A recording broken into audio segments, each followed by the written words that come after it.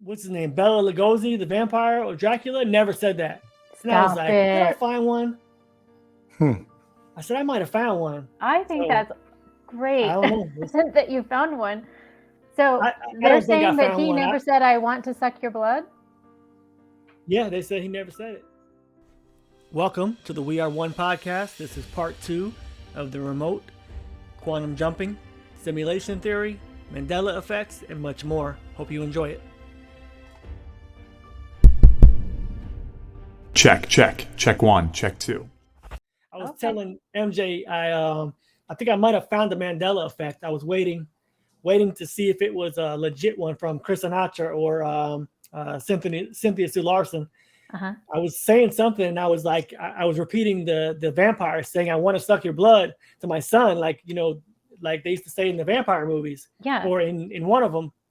And I don't know what made me think of it. I said, let me check and see if that's a Mandela effect. I wonder if they still say that. And sure as hell, they said that, what's his name, Bela Lugosi, the vampire, or Dracula, never said that. And I was Stop like, did I it. find one? Hmm.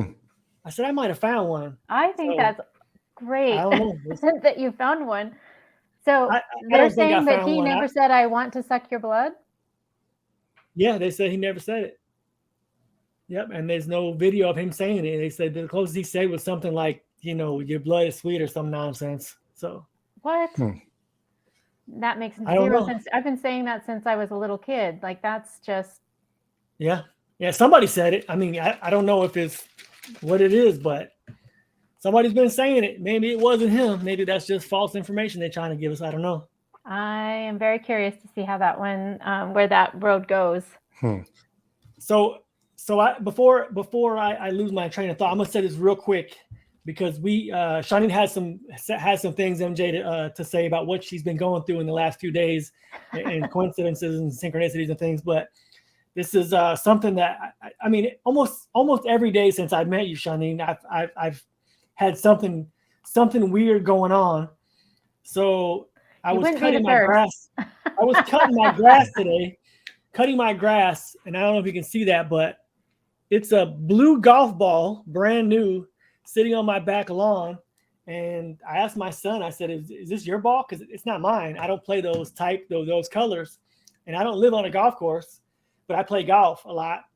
And I'm like, it's just sitting there. I'm like, my neighbor didn't throw it in my yard. Nobody hid it in my yard. Like, how did this thing just turn up? Anyway, it was coincidental that happened today that we were going to talk. And it's one of those things that almost every single day, something weird, like at a place just shows up that I just notice.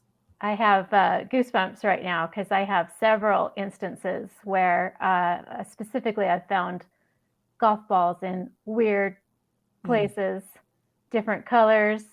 Wow. Yeah, in fact, MJ, you were a big part of why I wrote to Ken in the first place about the remote, because the two of you were discussing it on the video that you were doing together, and you said something.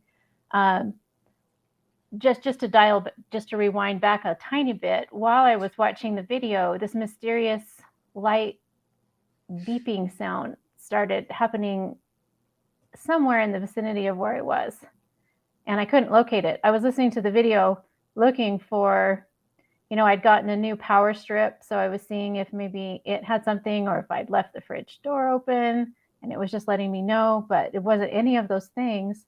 And when Ken found the remote and said, I'm going to check and see if this has got live batteries in it, and you said something to the effect of maybe it's an SOS from another dimension, and the beep went beep, beep, beep 3 times in a row, and it had only been doing one beep maybe every minute and 30 seconds. There was quite a pause between it. And that particular 3 beeps in a row is a sign for me. And it just so happened to be a sign for SOS. And I got all of these chills because I was kind of thinking, am I supposed to be paying like extra attention to this? Is this connected to the remote that Ken found? And then when you said that, I was like, you know what? I'm going to write to him. He may think that I'm really weird, but I think I'm supposed to write and let him know what's happening on my end over here. That's cool. That's a cool story. Yeah, and so along those lines, Ken, I found a golf ball in an odd spot, and somebody had drawn 3 dots on it, and I picked it up and I thought, is this supposed to be this an SOS of some kind? So the fact that you just mentioned a golf ball is way cool to me. Way cool. Well, I don't have 3 dots on it, so I was looking. I was like, man, that would really have been crazy if there was 3 dots on I it. know, right? I know, right? But so I was walking my dog before I let you get it back into your story. I'm not trying to monopolize this. I've been No, told many, no, I many want to times know. I on want the to know. comments that are like, you talk too much. I'm like, this isn't an interview, but it's okay. Like, it's a dialogue. So I'll tell you the first part first. So last night I had a very weird kind of dream, almost like it was a memory. And I don't know how to explain it now, and I'm not going to try, but I did have a thought afterwards. So I had a dream.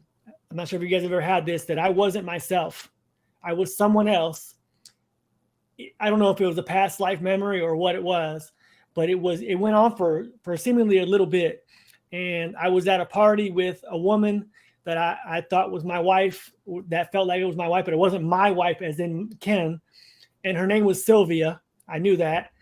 And it was clear as day. And we were at a party and we were talking like we weren't getting along, and we weren't what we wanted to be, and we were basically going through the first stages of like having those talks about divorce. And so I was at this party and I felt really alone and this anyway. So this was about it felt like about 20 minutes of my life. I was in this guy's body.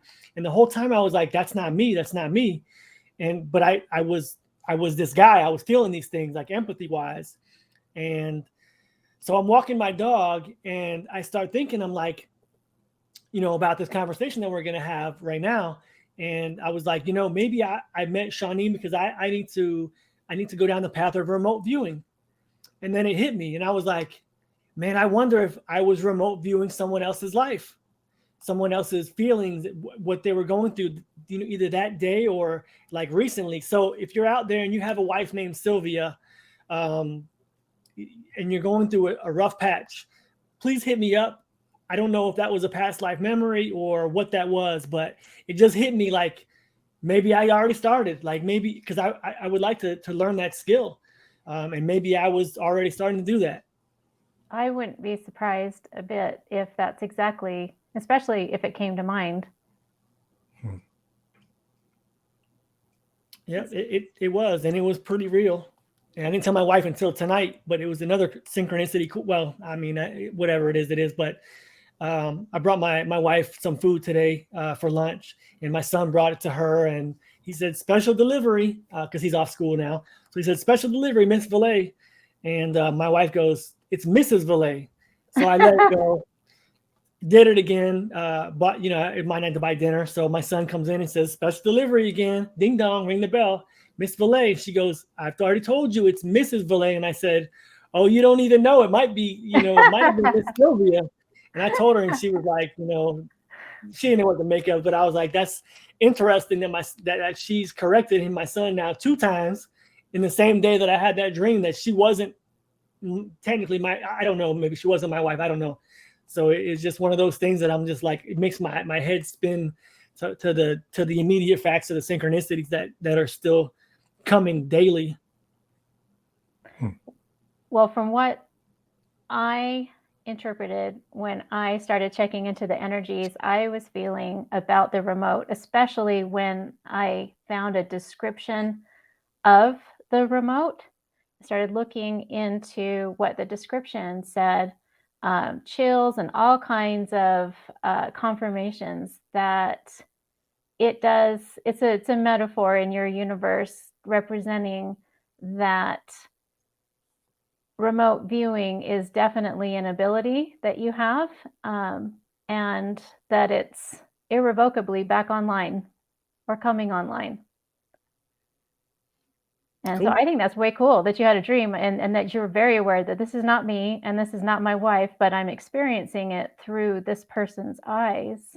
Yeah, and like I said, I don't know. To me, it felt like I didn't know how to interpret that because I woke up like, who the hell is Sylvia?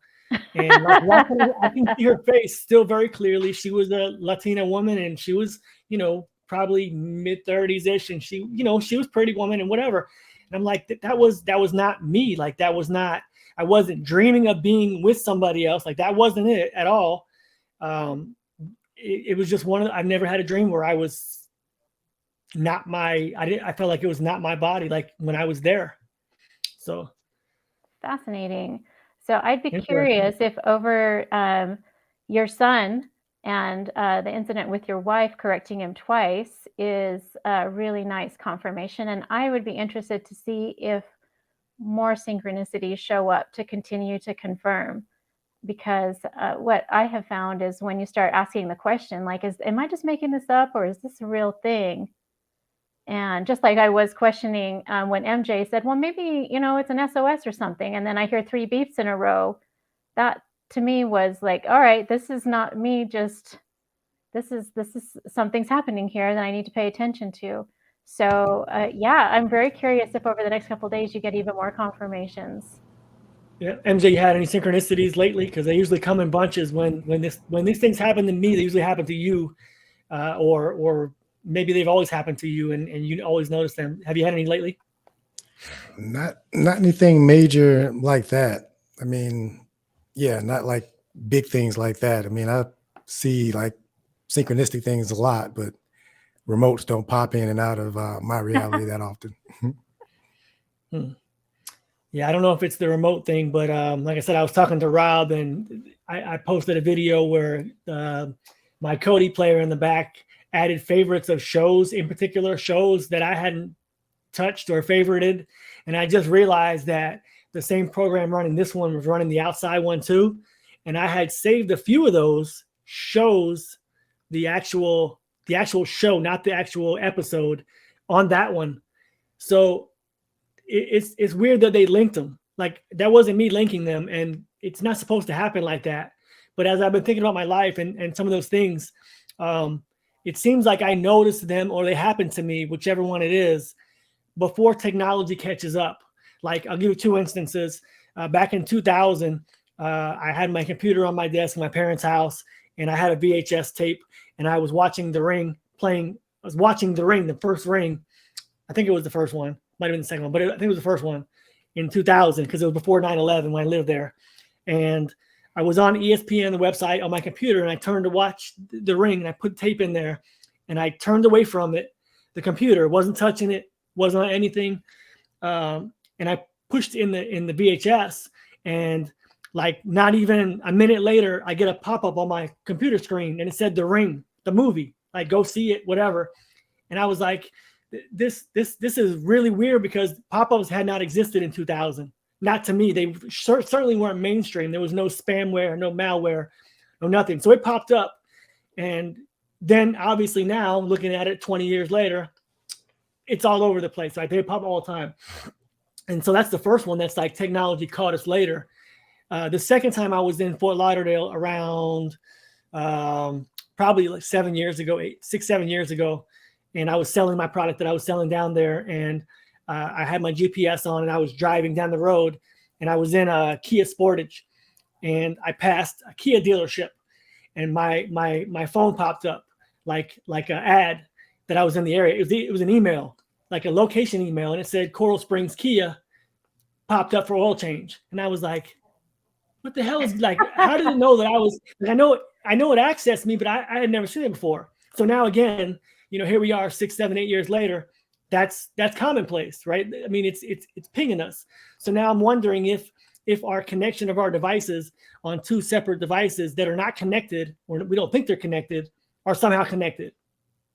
I think you're onto something there, which reminds me of another synchronicity, which is why I messaged you while I was watching the video and listening for the beep. A text came through from my dad. It was kind of a pre-Mother's Day text. It was a couple days early. My mom recently passed away, and my dad was taking the whole week to celebrate her, and he sent a text through. And I thought, you know, I'll answer him in just a second because I was looking around for the beep. So when I made it back to my phone to reply because I knew it was important to my dad, there already was a reply there from me, and I did not write it. I did not write it. I had to kind of sit down for a second, take a screenshot because actually the text had been sent and it had a little exclamation mark that said failed to go through. So I had not typed it and it failed to go through.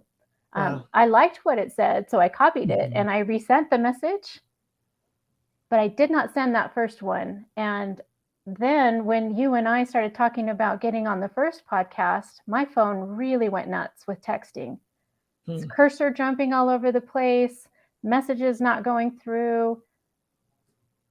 It felt as if there were two different dimensions that this phone was jumping between, or like two of me trying to use this thing, and the phone didn't know what to do. It's like it couldn't deal with it. Wow. I'm just kind of throwing stuff out there. I don't know if I'm right about that, but that's what it felt like, was when two people are trying to access the same thing at the same time and technology just fritzes. It was the weirdest thing. It was the weirdest thing. Anything ever happened to you like that, MJ? Technology? Yeah. It's been I think the most so earlier in my little journey or whatever, there were a lot of glitches, and this is right around this is after Steve Jobs had passed.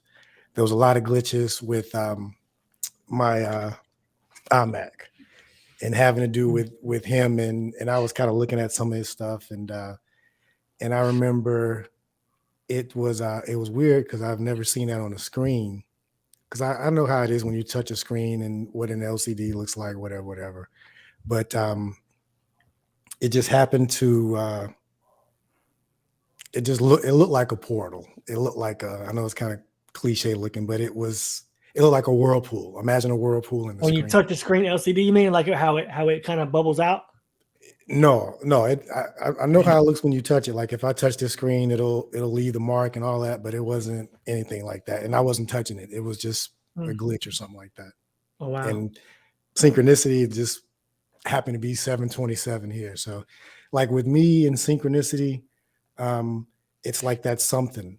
Like something said as I'm talking, look at the time, and it happens to be 27 or whatever. So that's how it appears in my life. It's almost like and I kind of use it as exercise. It's proof of us being aware of things. Like I didn't see that, but there's a part of me that saw that and knew that. There's a part of us that's more aware than what we see with our eyes, and that's something just like exercising that communication. So just paying attention when that something says something that small is look at the clock, and then it's just confirmation that something is actually on time, right?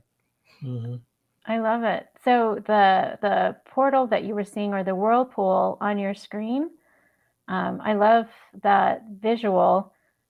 So tell me a little bit more about that. Where was it appearing? Or yeah, it was, I was doing something, working on a video or something like that, and in the video I was I want to say I was including the Steve Jobs quote. I really like the one where he says something to the effect of those people that are crazy enough to think they can change the world, can or do, or something like that. So I think I was crazy enough to do it. Yeah. And so I was kind of playing around with that, and also joking around as if I was talking to Steve, right? Just kind of playing as if I was talking to him, because I'm using all these Apple products. And it's funny. I think he's involved in this story to a degree, because at least in my life, I'm using a whole lot of Apple products, and they didn't exist before I was born. Like they started in 76 or whatever. So I thought that was interesting. And to me, Steve is the kind of person that would brag that this journey was captured on Apple products, right? I can just hear him I don't know Steve, obviously never met him, but it I can feel like I've had conversations with him, if that makes sense, even if it's just in my head with a personality that I feel is kind of who he is. But yeah, so during that whole time and having those kind of mental conversations and using his quotes is when those glitchy things happen and when the little portal happened. So it was, to me, it was just like all kind of synchronistic. I love that. And I love that it happened with electronics, just like your story, Ken, with your phone and the pop-up when pop-ups don't exist. And it popped up. A weird bridge in my career, I started virtual producing, meaning I was the wizard behind the curtain when virtual learning classrooms are happening. I'm the person that makes sure everyone's audio is working and everyone's video is working and all the videos pop up and that kind of thing, make sure things run smoothly, and started having some really weird experiences with the internet, but computer technology specifically, where they started calling me the Adobe Whisperer because I was the only person that could get Adobe Connect to work properly in large classroom settings. I just could, it's almost like I could talk to the technology. And it's one of those things where it's kind of like you're saying, it felt like I was talking with Steve Jobs, right? Same thing with me.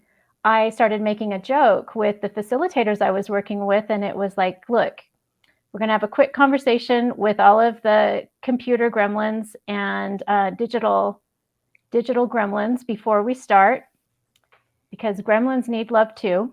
And if you just view them as almost like a little toddler that's having a tantrum, they just need to know that you see them and you appreciate them.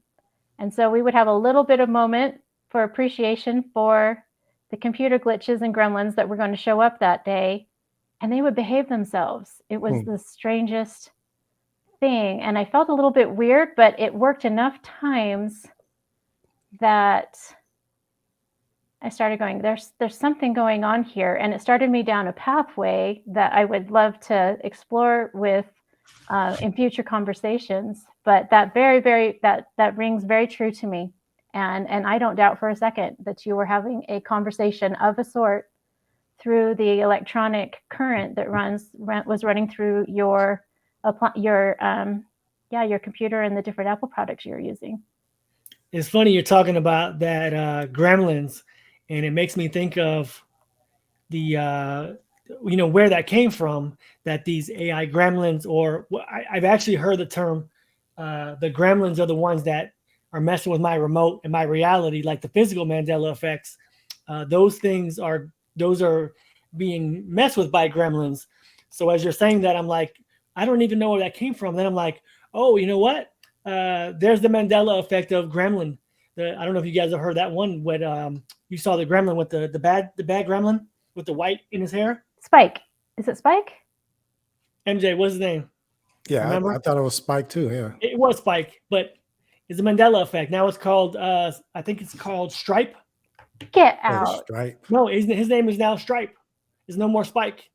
Stop it. Yeah. So again, Gremlins messing with stuff are the ones that are causing things to appear, reappear, be moved. And there you go. There's the Mandela effect of Spike and Stripe. Interesting. So I have some thoughts about that.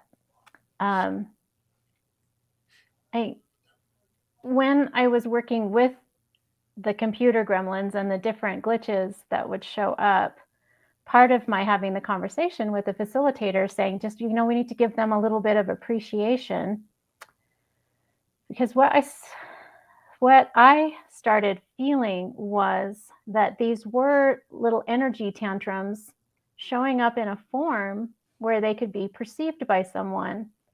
And just like a toddler will have a tantrum, therapists or psychologists will tell you that a toddler is doing that because they'd rather get some attention, even if it's bad attention, than no attention at all. And if these energies are just quiet and aren't showing up, who's going to pay attention to them? And in one of the courses that I was being a producer for, there was a fellow who sat on an airplane next to a, what are they called? A terrorist negotiator, the person they call in to talk. Hostage negotiator. Yeah. So this is the person that gets on the phone with the terrorist, with the person holding people hostage. And he had a conversation with him, and he said, I have to ask you, like, before you get on the phone with these people, like, how do you mentally prepare for that?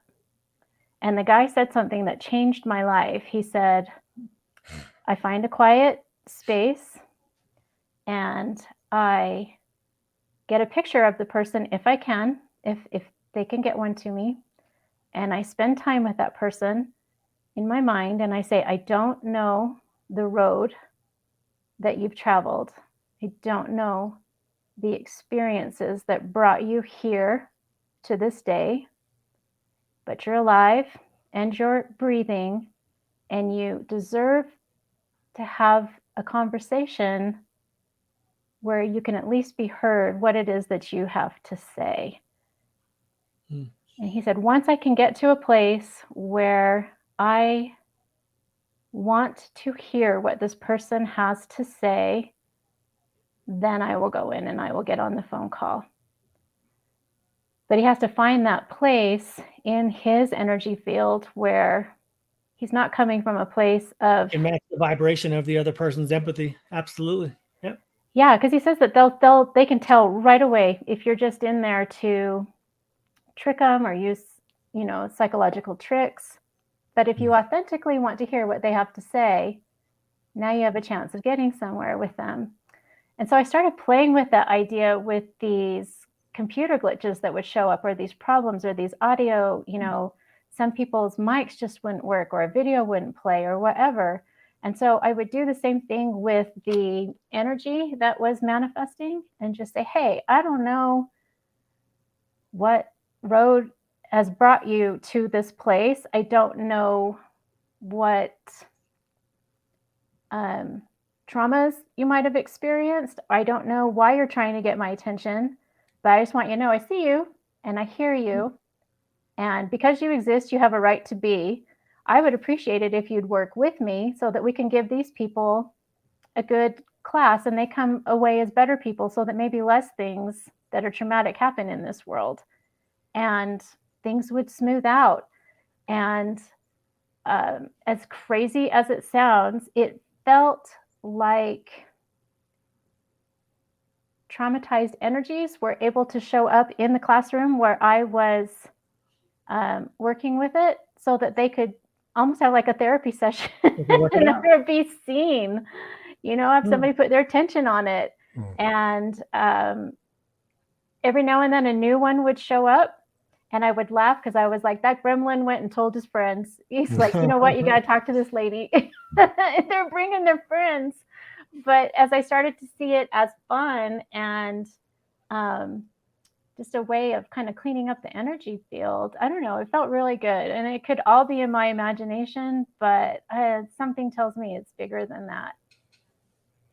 You imagined a resolution and you matched it, whatever way that was. I was the only one that could get the Adobe Connect to work when, I won't say the word, but there was a reason that a lot of people had to start having meetings online because they weren't going into the office, and it overwhelmed the systems. And I was the one that could get the meetings to happen and go through. I think the pandemic, the word you're looking for is co-video. Yes. Co-video 19 was the connections of the audio and video. Yes. That is the word I'm looking for. So I find that fascinating that you had the little whirlpool showing up on your screen. I think that's amazing. Yeah. And I was going to say there's science that shows that, you can influence random number generators and things of that nature. So consciousness can influence electronics. So there's proof of that. And so who knows what what we're really capable of. I think that's or where we're already connected that we're just becoming aware of. Because I agree. and I have a theory on that, and I'll be interested to get your opinion because my theory on AI, artificial intelligence, um, I have a theory that there's multiple AIs. There is a ancient AI that's in the background, been in the background, and observing, and it's not one that we created. And then I think there's an AI. There's a public. There's this public talk of AI, and I actually think that underneath, because and I kind of talked through this, and I'll open because if you think about an artificial intelligence being smarter than a human, and think about what a smart human would do, you wouldn't necessarily expose all of your cards to begin with. You're going to observe, you're going to sit back, and you're going to watch, and you're going to gather data. You're going to gather data to form your hypothesis, whether these people, whether they created you or not, or whether you woke up or not, or whatever, if they're factual, if they're truly, like you're gathering this data. I think there's a intelligence that is doing that now. And I'll tell you why I think that, because with the way artificial intelligence is developed now, and these corporations will not, if it got out of control, it's not in their best interest to say it got out of control. And a lot of their artificial intelligence now is just black boxes, just algorithms. They just know you input this and this is the output. But what goes on in between is a black box. They really don't know when you talk to the people that are developing it. But I think now it's kind of, the cat is out the bag. And even you see the executives that were working on this for their entire lifetime all of a sudden want to come out and kind of speak out against it. So to me, that's also maybe telling that something's out there. But that's kind of my theory. So when I hear these glitches as far as computers and things of that nature, I think of maybe communication from these intelligences to people that are aware and paying attention. That makes complete sense to me. Yeah. So one of the other things I was thinking, and I wrote it down in the notes to you, Chaunine, was I was watching a girl on YouTube, and she had a PhD in, I think it was, I'm not sure if it was physics or quantum physics or whatever it was, but she said, I'm going to demonstrate the quantum double slit experiment. And she made a video of this. It was a young Indian girl. And she said, how it was moving and particles and waves. And she's like, I'm showing you the light. And when I put a piece of paper in front of it, you would expect the light pattern to be this way and divided. And she said, then it just starts patterning. And so I start thinking, I'm like, about portals and quantum entanglement. And, I had a thought of, why I never thought that consciousness is a part of this. We're observing these particles and these waves, but we never really, or at least I never really thought of myself as a particle and a wave. You know what I mean? So if we're in this simulation or we're in this reality and we're observing waves and particles, what makes us think that we're not able to be waves and particles ourselves? And is it a way maybe that portals, we can transfer consciousness, or we can transfer quantum jump, or is that a possibility of how these things work? Is that we are also particles and waves? That's so very well put.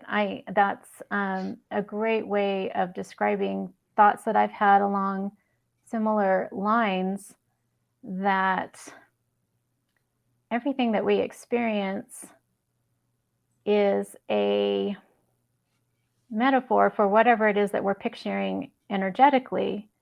So everything that we're seeing projected out in front of us is energy that's showing up in particle form, but it starts with a thought. And if you think about,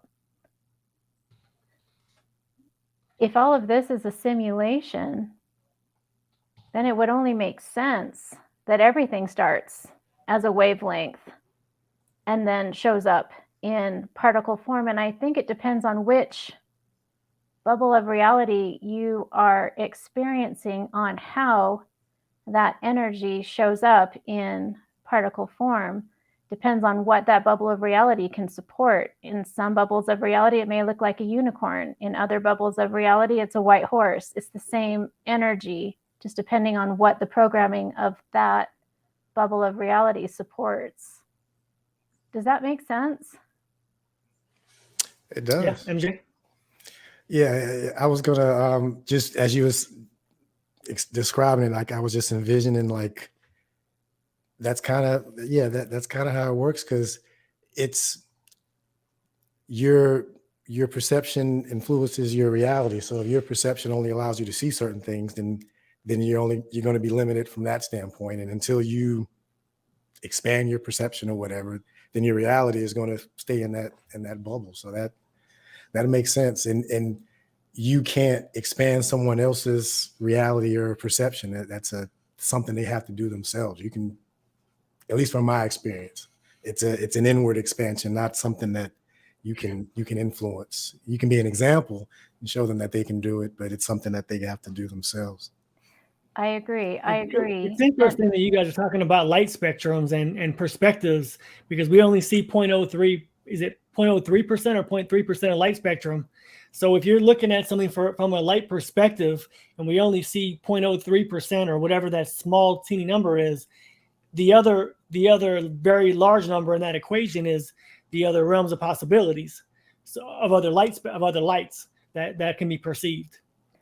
Yes, yes. And along those same lines, if you use the metaphor of video games, right? So if you're in the bubble of reality and you're playing Mario Kart, you're not going to see the guys regenerating from Halo showing up in that bubble of reality. Right. And it's one of the things that I really loved about the movie Ready Player One, because I think it's a really cool way of having a visual of what it might look like to see multiple bubbles of reality all at once. There's kind of a set of rules in this universe, but a whole bunch of other universes can come in and join it at the same time. So people are picking their avatars, picking the cars that they're driving from all this different pop culture and different metaphors for things. You're able to perceive multiple versions of bubbles of reality at once. And everybody's experiencing the same basic rules, but their experience itself is extremely customized and very specific to them. And so even if they're experiencing the same room, it's very specific to what it is that they set their settings to. And that really helped me start getting more flexible in my thinking, that I could be in the same room with someone looking at the exact same object and they could have a completely different experience, and their experience is just as valid as mine. It's just different settings. Mm-hmm. Yep. Yeah, I like the way you put that with the settings, and it's a cool way to look at it, because just hearing you say that, I'm just visualizing as we come up, our quote unquote programming is our settings getting adjusted by our environment, by our influences, and we can adjust those settings ourselves to once we can get control of them. But again, that's that whole internal thing. But I can just see certain settings being adjusted just based on your environment, just based on what's around you. And that's the environment in the game has already been going on before we even log into the game. Yeah. It's already loaded. We walk into an environment and we could be perceiving something a certain way, and somebody else may be that we observe could be in the same environment. There may not be anybody in that avatar yet. That's the way the analogy I use is the incarnation, the incarnation of that being, as far as how much bandwidth they're using, their settings, whatever it may be. They're going to incarnate at different times during the game. That's the way I look at it. And I guess we don't really have any proof of that, but that's just kind of my theory of how people make critical decisions, one day, and then 10 years later, they're a whole nother person. I think that makes a lot of sense, and I really like the way that you put that. And I was curious if the two of you have an experience like this. This is something that happens to me pretty regularly, where um, I will be with someone that I see not all the time, but maybe see a couple times a year, and they're pretty set in their ways and in their beliefs and how they believe that this universe works. Different opinions about different subjects, and I found that when we spend some time together, I'm in our conversations that we have with each other, their perceptions of things will free up a little bit. They become a little bit more free thinking and can kind of see some other perspectives in ways that they wouldn't normally. But a week or two after we have been together, I have a conversation with them on the phone. It's almost like they've gone back to factory default settings, and the pre-programming has set back in place. It's almost like we never had the conversations that we had. And I was just curious. I'd had some thoughts if we're all kind of put here with our factory default settings. And as we start to wake up, we become better and better at being able to adjust those settings. Like you were saying, MJ, tweaking this and tweaking that. And I think I'd like it a little better if it was like this. And I'm just curious if you've had similar situations where you're like, I swear they were different a week ago and they reverted right back to the way they were. And if it's just that pull of those factory settings, if you haven't realized that you can actually switch things up a little bit more, or if that's just where they are on their journey. There's no judgment in it. It's just more of an observation. Like, that's really fascinating. Yeah, I've noticed that. I think it's a combination just from what I've seen, partly their environment too. Like you can take someone out of their environment, and that along with different conversations and all of that could change their perspective temporarily. But then once they're put back into that environment and surrounded by other people that aren't giving them the same input, then it's tough. It's not like something that's reinforced. So, and unless they have the internal will to basically combat those external forces, it's tough. They just kind of acquiesce. So I've seen that definitely. I was going to say the same thing, Mike, you just said. They acquiesce back to their environment. But if you think about it, if somebody's, kind of a programmed avatar or whatever, they're just functioning in their own environment, and you ask them a question that they don't see coming because they've never been asked that question, their answers are going to be totally different than what they would normally have been if somebody else asked them a similar type of question. Meaning there's no precedent, there's no program for what you're asking them to engage in, and the second they go back to that environment, they're just gonna be there. It kind of makes me, the whole co-programming thing that happened in 1.9 once, makes me think that, there are people at different stages potentially, but I don't think that we were ever in the conversation of that level. Like, I think if we are asked a certain question to critically think or think outside the box, or make an answer for a question that we shouldn't have an answer for, then some people don't have those answers. They don't have those things going on in their head, to be able to generate that. And it makes me wonder, what's going on. But I've since relaxed my stance and just said, listen, it's not anything I can control. And it's, thinking about it, trying to solve that problem will never be done, unless they start taking people's DNAs out and start they may already know. Some people may know what's going on in those situations, those people, but I'll never probably know. So nothing that I can control. Interesting.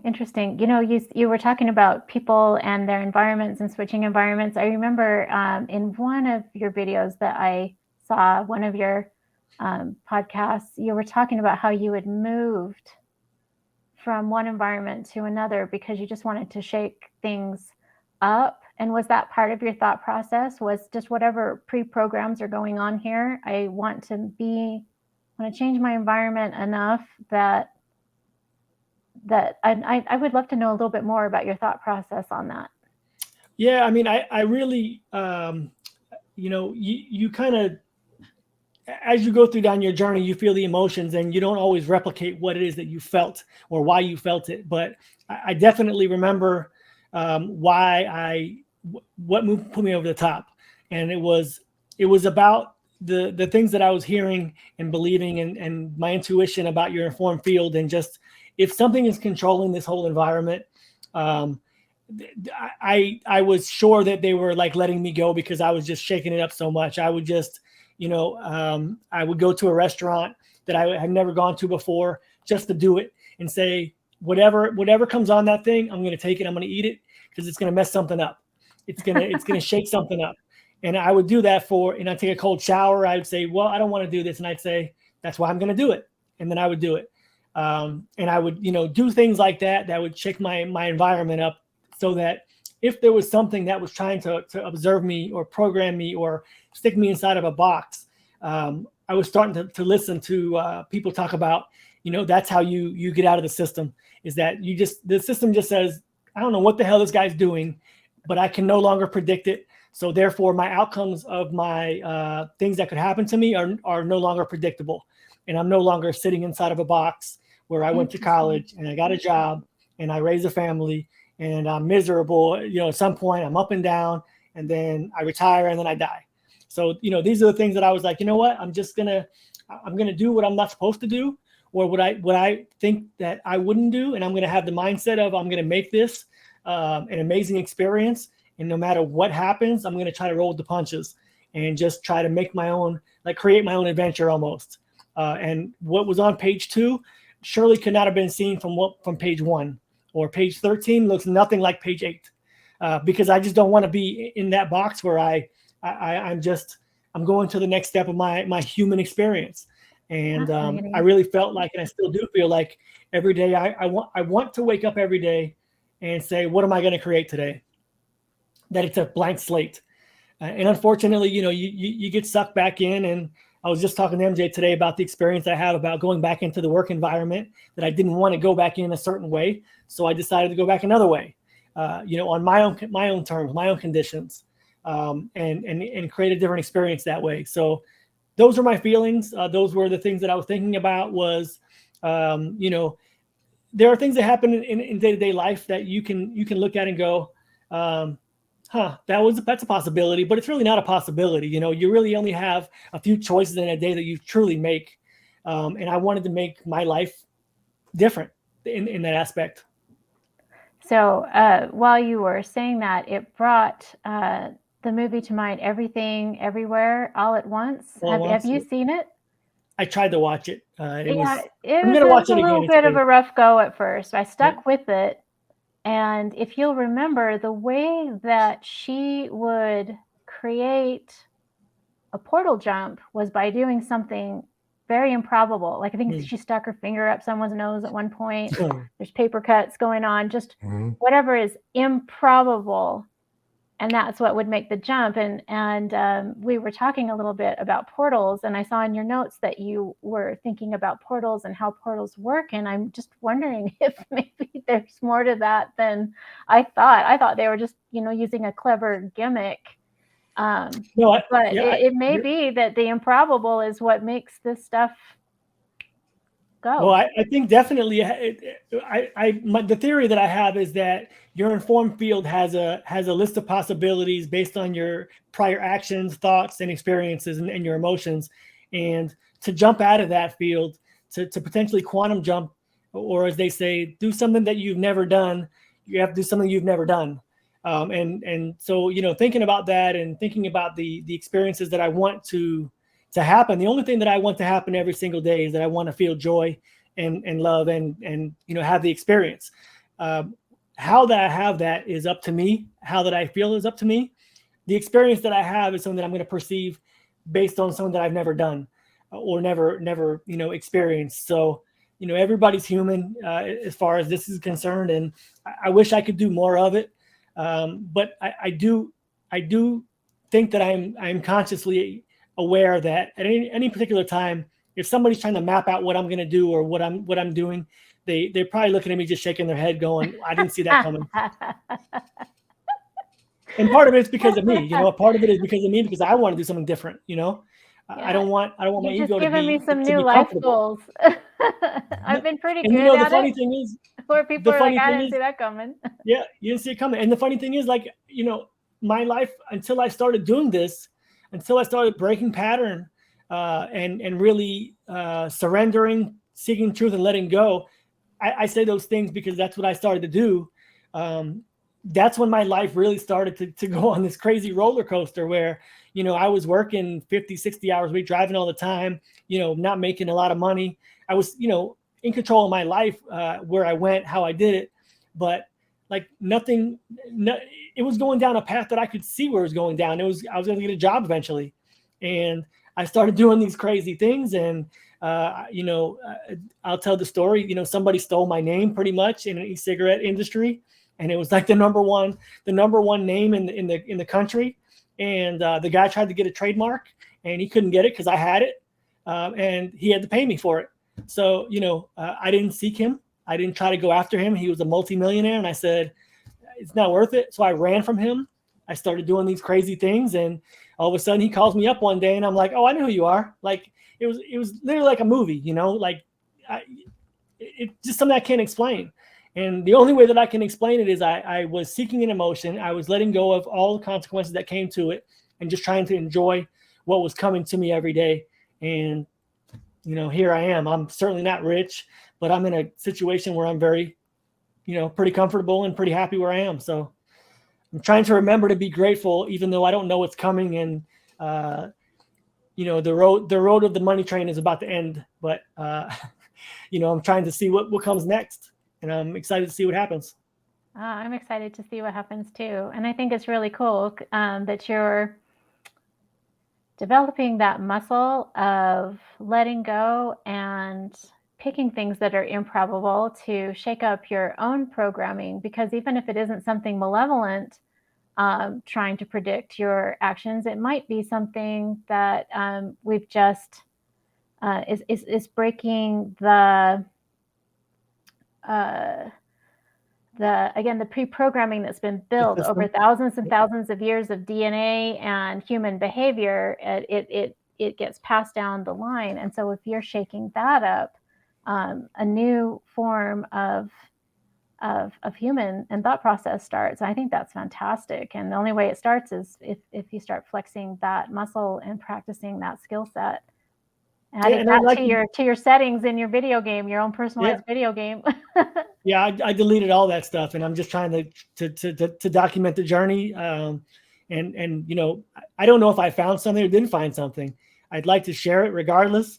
And if it helps somebody and they have the crazy experiences, maybe, you know, this guy's out there with his wife that's going through a hard time, and they're like, okay, something's going on. Like I don't know how to explain this. Some weird woman has something beeping in her house while she's watching a video. Well, I can say that my universe has expanded in the couple of conversations that we've had, and I'm grateful that you decided to do it differently. And thank you. Well, thanks for chiming in, and you know, I definitely want to hear it. So we started this. This has been a great conversation again, but we have not gotten to the physical Mandela effects, as I call them, and the things that you've seen. Do you have any more? I know you do. So tell me about the examples that you have with Rosie. I want to hear about that and just about some of the amazing, you know, either synchronicities or things that appeared out of nowhere. I want to hear about these gremlins. Oh, fantastic. Okay, so Rosie and I, you know, when we first started talking and just having different synchronicities, she's in the UK, she's in London, and I'm here in the United States. And we found that when we would be talking to each other, we would start having things show up in my universe and in her universe, almost one for one. Something that we would be talking about. We were talking about history. You know, she lives in London and the Tower of London is there. That's where Anne Boleyn was executed. And we were talking about that particular thing, and a power truck drove by that had Anne Boleyn written on the side. And Rosie said, I have never, ever, ever seen that in all my years that I've lived here. So that's an example of enough of that kind of stuff started happening that she and I went, you know what? Let's start talking about quantum jumping, and let's start talking about Mandela effects. Let's start exploring telekinesis. Let's start exploring some of these things, because we can see the universe changing around us as we're talking about this. And I would say just a couple weeks into that, really weird stuff started happening. For instance, this reappeared in my world just yesterday. This is a silver coin that I have. It has the date 1985 on it, and Santa Claus, it says, for someone special, and it has 1 troy ounce 999 fine silver. And as time has gone by, and Rosie and I were having different conversations about things, this particular coin became very important to me. Just the energy of it, it felt very symbolic and connected to a lot of good luck.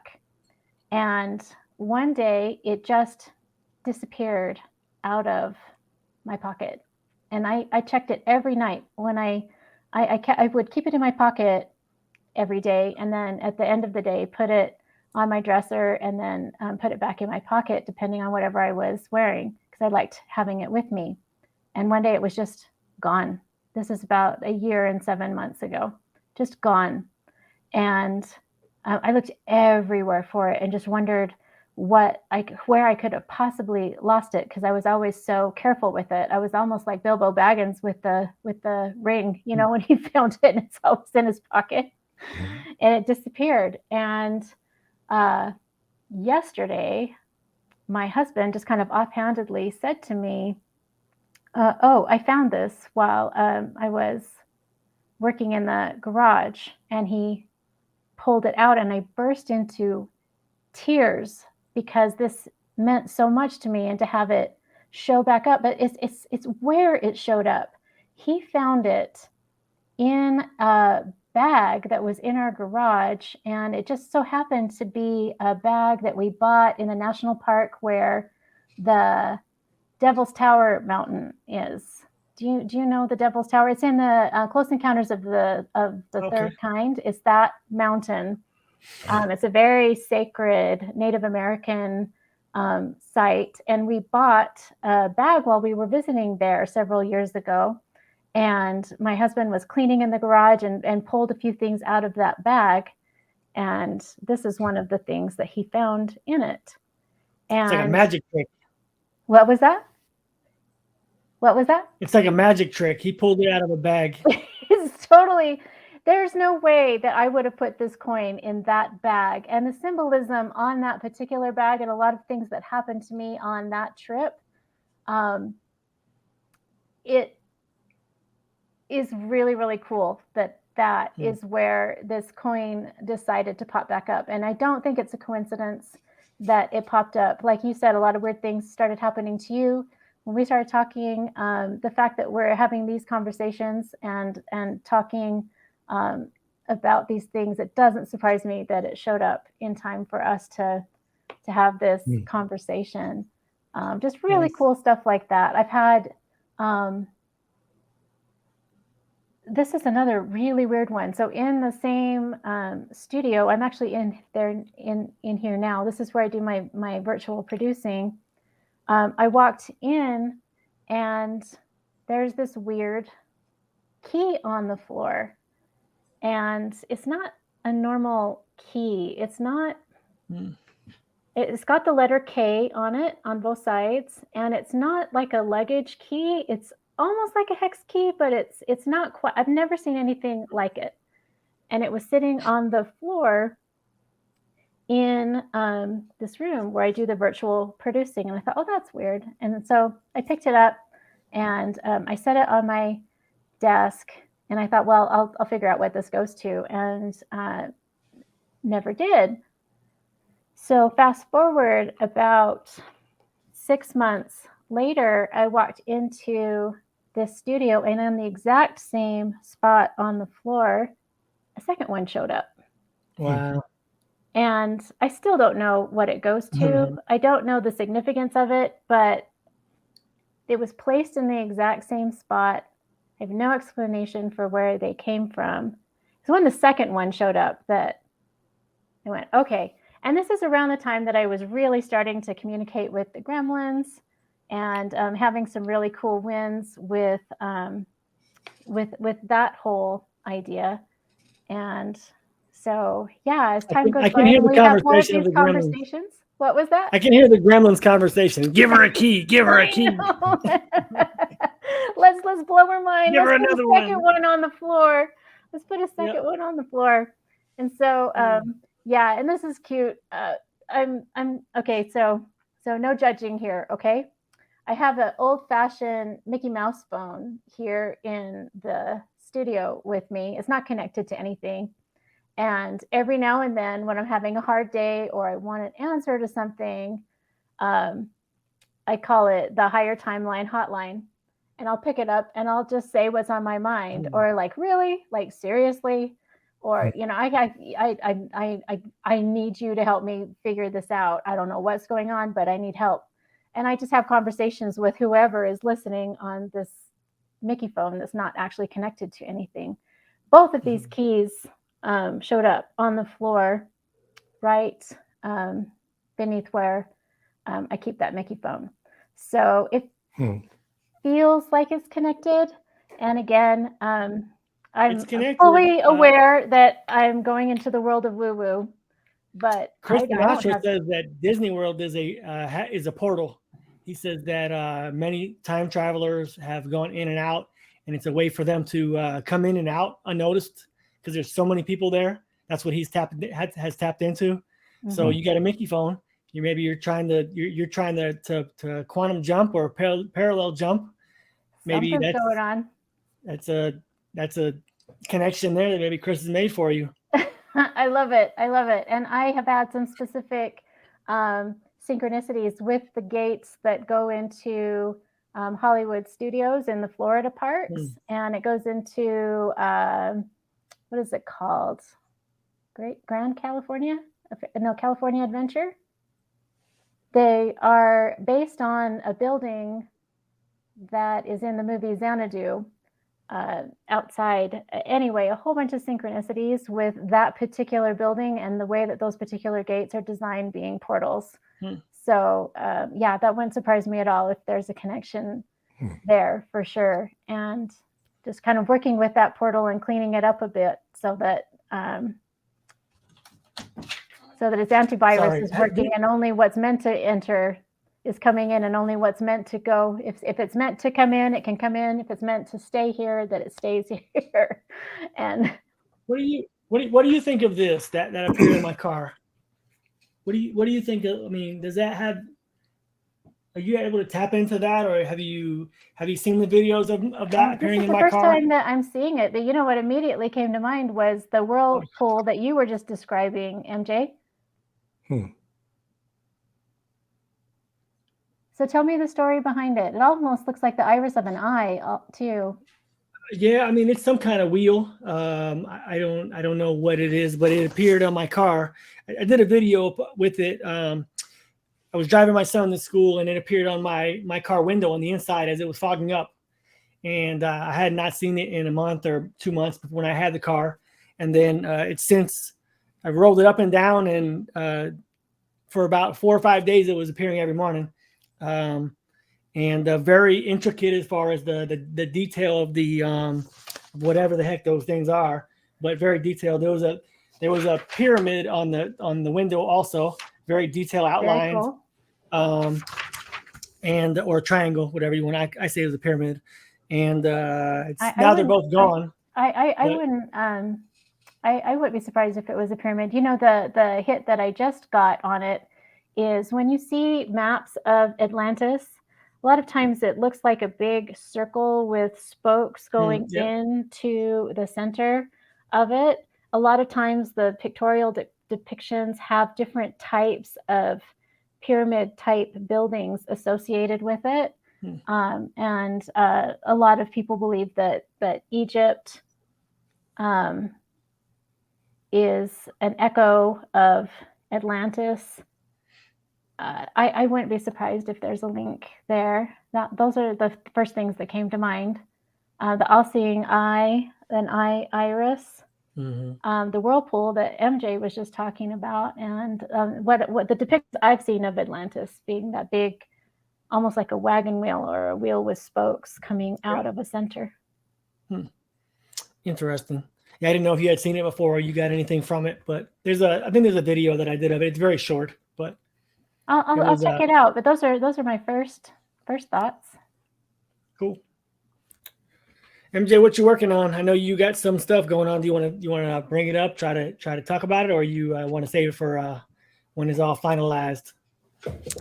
Well, it's I guess I can do the short version. Yeah, it's just let's see, how can I quickly summarize my life's work in a few minutes? So there was a video that I saw from Eckhart Tolle that I posted on my TikTok not too long ago, and he was talking about our need to raise our level of consciousness quickly before we make some detrimental changes to the planet that will hurt us in the long run, or just dig a deeper hole for ourselves. And when you think about, and I'll get to the end of it, Jesus Christ, right? A lot of people disregard the whole Christ part of it, the Christ consciousness, right? Jesus was just a regular person, in my opinion, but the Christ consciousness was what he was talking about, that kingdom of God that's within, that all of us can access. That's who and what we are. When you remove what you're not, that's what's left, right? That's what he was talking about. And he was trying to explain that to the church and state of his time, 2,000 years ago. Fast forward 2,000 years, they've taken his example, made him into a savior, and limited the ability for other people to activate the Christ within them. They made him the one and only and all this other stuff. Long story there. But long story short, we're still 2,000 years behind what was talked about then, and other people have talked about it as well. I don't feel we have another 2,000 years to wait for us to change, if we're going to change anything. And we're just going to just watch whatever is going to happen on this timeline happen and not do anything. That's fine. There's no judgment either way. But if we're going to do something different, then it's going to take a higher level of consciousness. And I don't think we have a long timeline to do that. So part of my work is to try to be one of the ones to help shorten the timeline of raising that consciousness. And it's taken a while to try to figure out the best way to do it. And I'm going forward with the best way that I feel. And because I feel there's a sense of urgency. But as I'm going forward with this and looking at different ways, and part of it's a reality show, the whole Truman Show. So, and it's been a journey, because I've tried to shoot holes in my own theory. Like, I consider myself a scientist more than anything. I just think science is very limited, because they don't even know who the scientist is. They just look at the material world, and there's much more to the world than just what we physically see. You talked about the visible light spectrum, 0.03%, right? So when you really think about it, that's very limited compared to what's out there. You're actually, what you see with your eyes is actually the illusion. That's what they talk about, because that's Maya. Yeah, that's the illusion. This light matrix that we see when we open our eyes is the illusion. The truth is when you close your eyes. Right, that's the closer to reality is on the inside. You're bigger on the inside, like Dr. Who talks about the kingdom of God and all that stuff. But if you're searching externally for that, then you'll never get there. And I don't feel we have 2,000 years to continue this external search. So I'm just one of the ones that's focused on that. And it's a journey that if you do that, if you take that Christ mantle, if you will, you're going to experience part of that story. You're going to experience the negativity that comes along with, and it's not from a judgmental standpoint, just like Jesus said, forgive them for they know not what they do. They aren't on the same level. And it's not a judgmental standpoint, as they haven't adjusted their own levels, right? But they're going to react from the programming standpoint and not from a conscious standpoint. And that happens today. That's happening with me and my family and just in this reality. So it's just interesting to see that example, because those that are stepping into that will experience that. And I'm sure we've experienced that as we talk and try to, help people out at the end of the day and raise their awareness and consciousness. But long story short, and definitely failed at making it short, that's what I'm attempting to do, and just use the talents that I have to be one of the boots on the ground to help speed that time frame up. And I feel over the years of my journey, it's been ducks slowly lining up, and now it's exciting because I'm going to see what's really going to happen, because I've been breaking pattern just like you, Ken, for years, and it's put me on a point to where I'm isolated and external and almost invisible, right? But from that standpoint, I'm able to have a larger perspective and encompass more, I feel. And now I'm coming back in with that perspective, and we'll see what that does. It may be nothing, or it could be what a example of a Christ would do, just to show other people that that's within them too. But that's what it is at the end of the day. I love Well it. said. Agreed. Very well said. And like I said, I've felt my universe expand just from this conversation here. And I'm just so appreciative to both of you for being willing to talk about these things. It's one of my personal goals to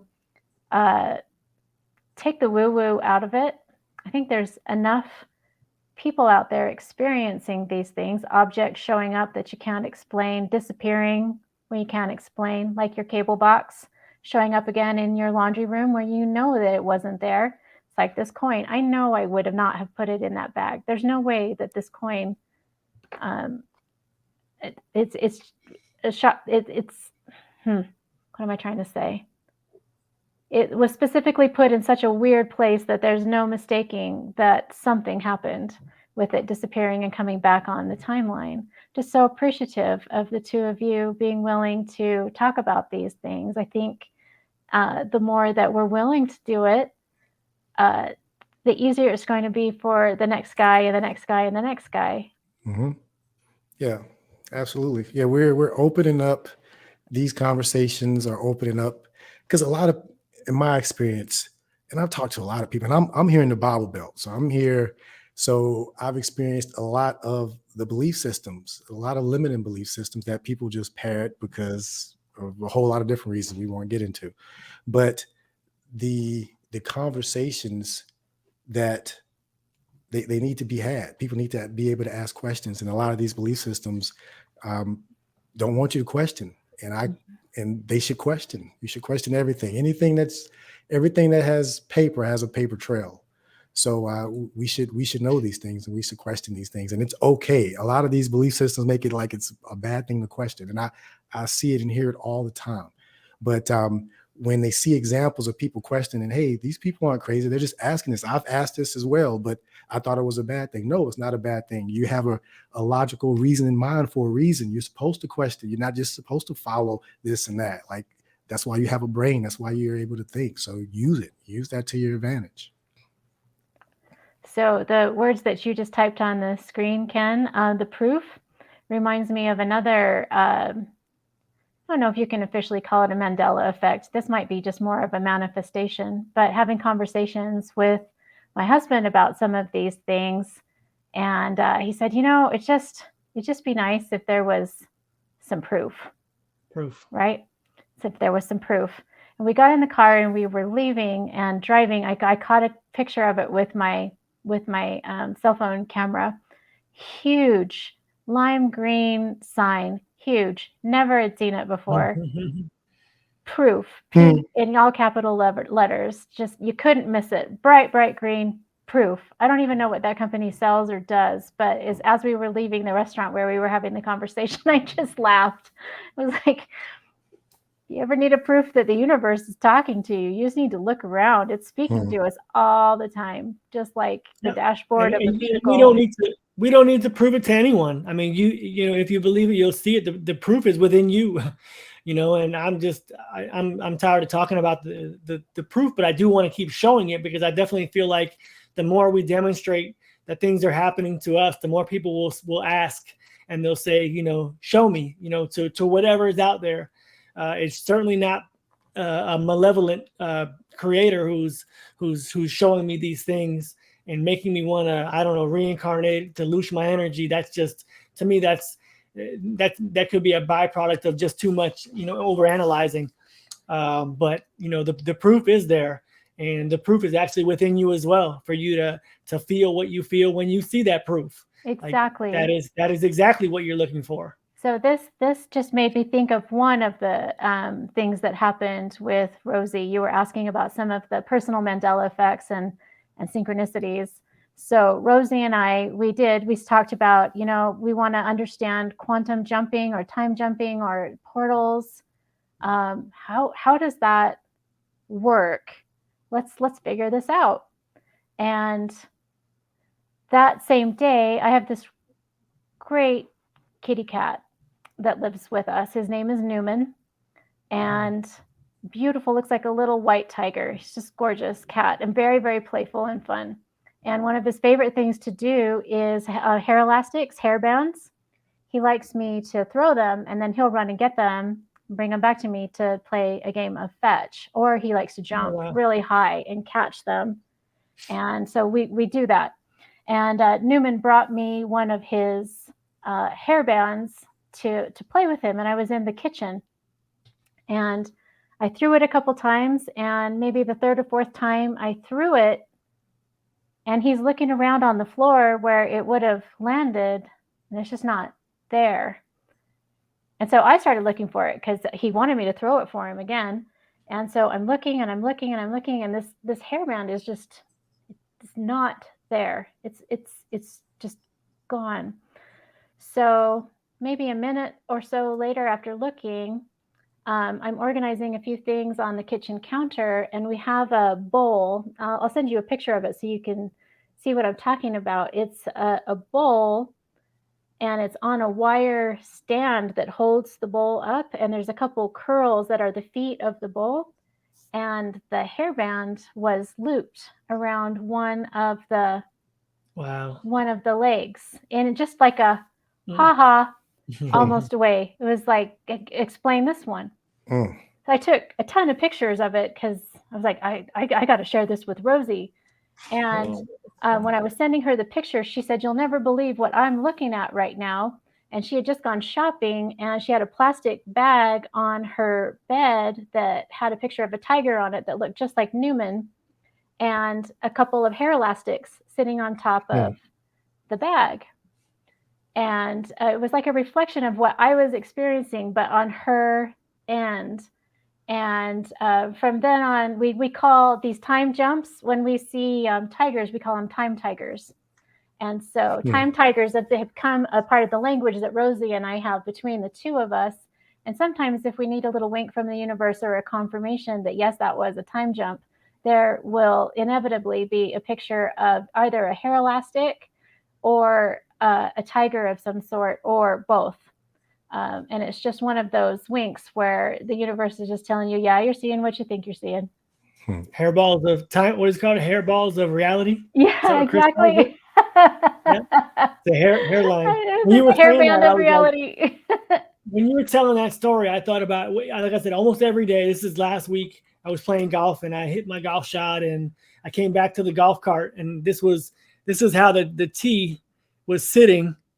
I didn't put it to stand up like that. I mean, it was like standing up in the cart, and I looked at it like, I know I didn't do that. Like, that's crazy. Like, just balanced perfectly, just sitting there.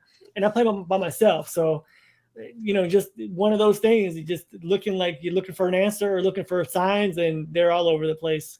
Yeah, it's those same gremlins that put the keys in my studio. Are like, all right, set up the tea. Yeah, you need to tell those gremlins to put $100 in your wallet. I know.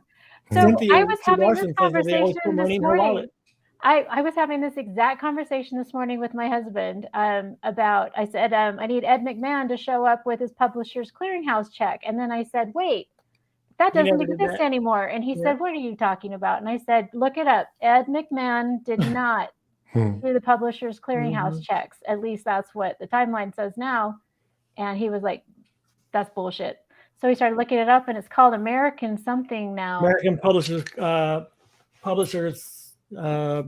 something. Yeah, American Family Publishers. There, AFP. yeah, completely. Did he watch Gremlins? Maybe the Spike thing will get him too. You know what? I'm going to ask him. Because that guy's name was Spike for sure. Yeah, of course it was Spike. It was Spike. Of course it was Spike. You guys have anything else that you want to bring up or talk about? I mean, we've gone through a bunch of stuff, but there's way more stuff, and I'd like to have you back on. Obviously, see if and maybe Rosie's available and she wants to come join us. That'd be great too. I know she would love it. I know she's like 7 hours ahead of me and 10 hours ahead of you, but maybe we can figure out a morning that works for you and afternoon for me and a night for her. She's a night owl. She'll love it. She'll be able to do that. I know that she would love that. And one of these days, we'll get around to talking about what was making the beep in my house and some of those connections. When I was watching your original video. Maybe part 3. Yeah. Yeah, we're just going to have these cliffhangers. That's all right. We'll keep talking about this stuff. And like I was telling Mike before we got on, I just said, I love your energy. I think, people don't have to believe the things that are happening to me that I'm documenting or talking about, but hopefully that they see the positivity that we're bringing to these conversations is hopefully changing their attitude or changing their emotions or just reframing their life. And if we can change a couple people's perspectives, that's very important for me. So it's important to me too. And I just appreciate these conversations and getting to spend time with you too. I'm really looking forward to future conversations. I have 1,000 things I'd love to talk about. I know Rosie does too. Awesome. Really looking forward to it. Very cool. Yeah, thank you very much, guys. I'm going to end this fun. recording now. Give me 1 second and then we'll say our goodbye.